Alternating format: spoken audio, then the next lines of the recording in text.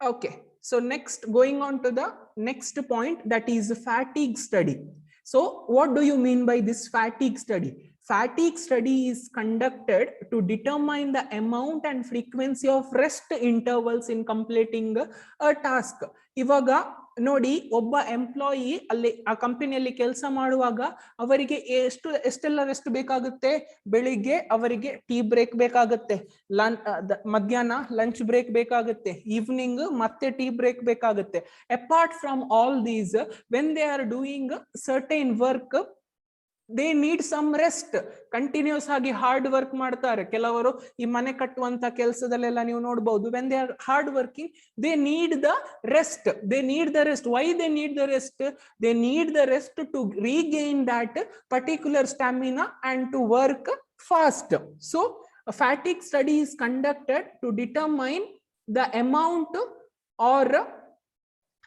and frequency of rest intervals in completing a task. ಎಷ್ಟು ಸತಿ ಒಬ್ಬ ಎಂಪ್ಲಾಯಿ ರೆಸ್ಟ್ ತಕೊಳ್ಬೇಕು, ಎಷ್ಟು ಸತಿ ಒಬ್ಬ ಎಂಪ್ಲಾಯಿ ಒಂದು ಪರ್ಟಿಕ್ಯುಲರ್ ಕೆಲಸ ಮಾಡುವಾಗ ರೆಸ್ಟ್ ತಕೊಳ್ಬೇಕು ಅನ್ನುವಂಥದ್ದು ನಮ್ಗೆ ಫ್ಯಾಟಿಗ್ ಸ್ಟಡಿಯಲ್ಲಿ ನಮ್ಗೆ ಅರ್ಥ ಆಗುತ್ತೆ. Why the worker should be given rest?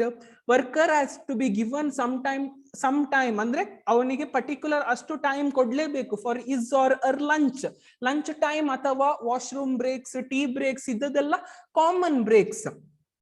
What are other rest interval? ಈ ಪರ್ಟಿಕ್ಯುಲರ್ ರೆಸ್ಟ್ ಇಂಟರ್ವಲ್ಸ್ ಬಿಟ್ರೆ, that is your lunch break, your tea break and your washroom breaks, ಅಷ್ಟು ಬ್ರೇಕ್ ಬಿಟ್ರೆ ವೈ ಅದರ್ ಥಿಂಗ್ಸ್? ಅದು ಬೇರೆದಕ್ಕೆ ಯಾಕೆ rest intervals ಬೇಕು?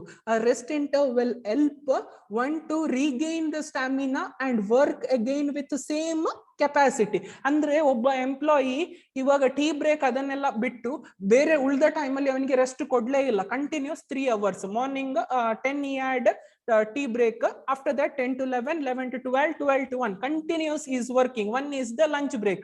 So that time he will be tired. ಅವನಿಗೆ tired ಆಗುತ್ತೆ, ಅವನಿಗೆ ಅಥವಾ ಅವಳಿಗೆ ಟಯರ್ಡ್ ಆಗುತ್ತೆ. ವೆನ್ ದೇ ಆರ್ ಟಯರ್ಡ್ ಏನಾಗುತ್ತೆ?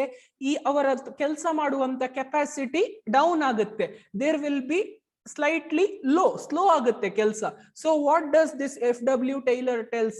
FW Taylor tells that they should be given break in between, rest intervals in between. ಈ ರೆಸ್ಟ್ ಕೊಡುವ ಮುಖಾಂತರ ಏನಾಗುತ್ತೆ? ಅವರು ಕೆಲಸ ಮಾಡುವ ಸ್ಟಾಮಿನಾ ನೋಡಿ ಅವರು ರೀಗೈನ್ ಮಾಡ್ತಾರೆ. And with this they increase the capacity of working. And ಅವ್ರು ಬೆಳಿಗ್ಗೆ ಯಾವ ತರ ಫ್ರೆಶ್ ಇರುವಾಗ ಕೆಲಸ ಮಾಡ್ತಿದ್ರು ನೋಡಿ, ಅದೇ ತರ ರೆಸ್ಟ್ ಆದ್ಮೇಲೆ ಮತ್ತೆ ಕೆಲಸ ಮಾಡ್ತಾರೆ. So what this will result? This will result in increased productivity.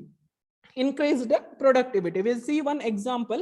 If 2 people are cutting the trees, see, take the example. If 2 people are cutting the trees, one was continuously cutting the tree,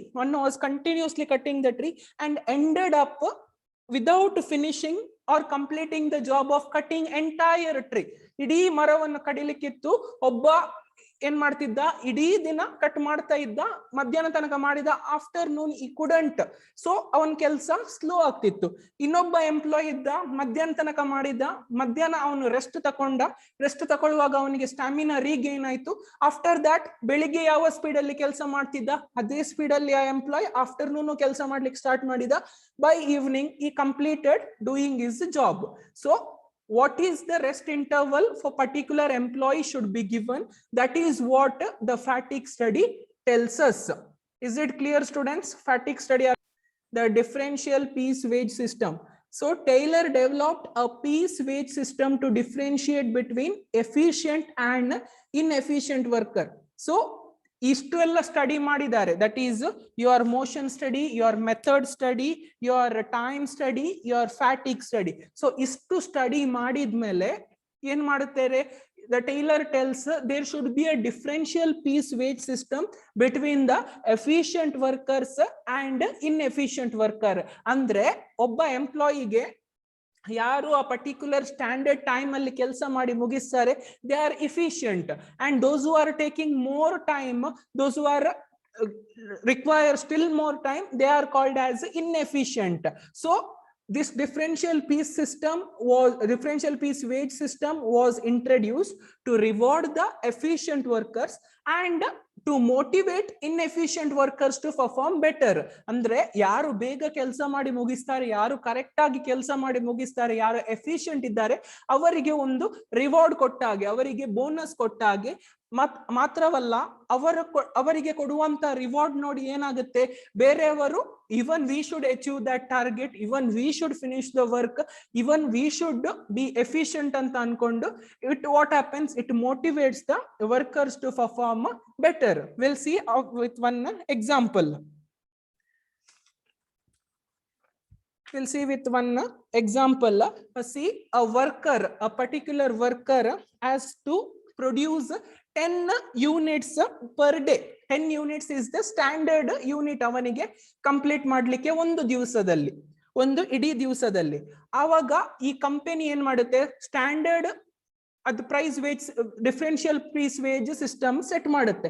ಅಂದ್ರೆ ಆ standard 10 units ಅಥವಾ ಜಾಸ್ತಿ produce ಮಾಡಿದವರಿಗೆ 50 rupees ಒಂದು ಯೂನಿಟ್ಗೆ salary ಕೊಡುವುದಾಗಿ ಒಪ್ಪಿಸುತ್ತದೆ. ಆದ್ರೆ ಯಾರು 10 ಕಂಪ್ಲೀಟ್ ಮಾಡುವುದಿಲ್ಲ, 9 ಕಂಪ್ಲೀಟ್ ಮಾಡ್ತಾರೆ, ಅವರಿಗೆ ಬರೀ 40 rupees ಕೊಡುವಾಗೆ ಅವರು ಅಗ್ರಿಮೆಂಟ್ ಅಥವಾ ಆ ತರ ಸ್ಯಾಲರಿ ಪ್ಲಾನ್ ಕೊಟ್ಟಿರ್ತಾರೆ.